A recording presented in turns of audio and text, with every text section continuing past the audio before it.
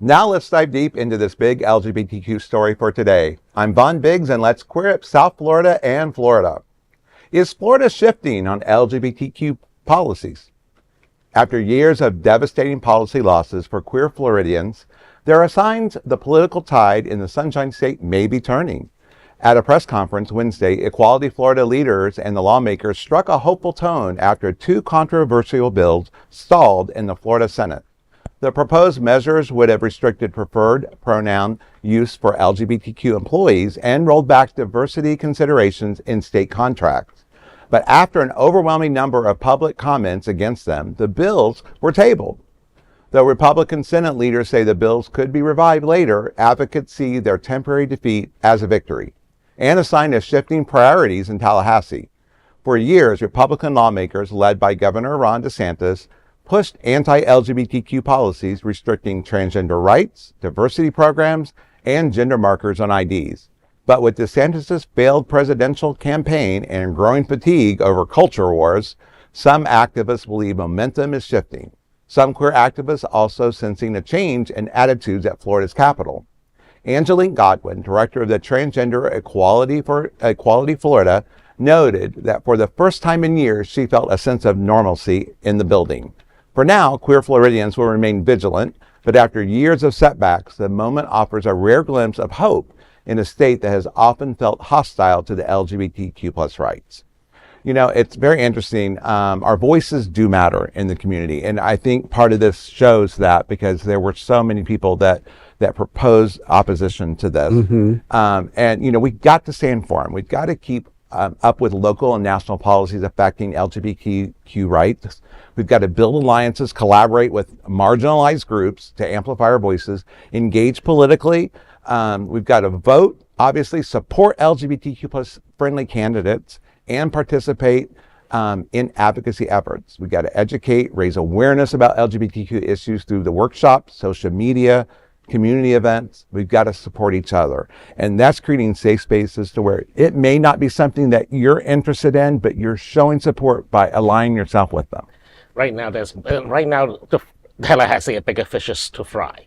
First of all, now that they've scared away every undocumented worker in the country, business leaders are pissed, and business leaders need labor, and therefore they are now discussing essentially eliminating child labor laws so that 14-year-olds can work overnight shifts before going to school. And second, Ron DeSantis and his cultural warrior thing is no longer viable after he flunks out of the presidential race. He is probably not viable for 2028 because, you know, the king is probably going to run again or try to seek a third term for however means necessary. And secondly, Tallahassee, the legislative part of the Tallahassee is tired of it. You know, it finally got them nowhere except just basically crashed the reputation of the state into the bunker. You know, eliminated their universities are now cratering in national reputation and funding, and you know, there's no upside to it anymore for cultural war, and that's why they abandoned it. Not that they give a crap about us. It's just that it's no longer politically viable. But I did see an upside in this. Well, one, like as our video showed, you may have seen two very important Democrats were on that. You had Senator Carlos Guillaume-Smith on one side and his pal, Representative Anna Escamani. Both of them were also quoted in a piece by The Advocate on this very issue.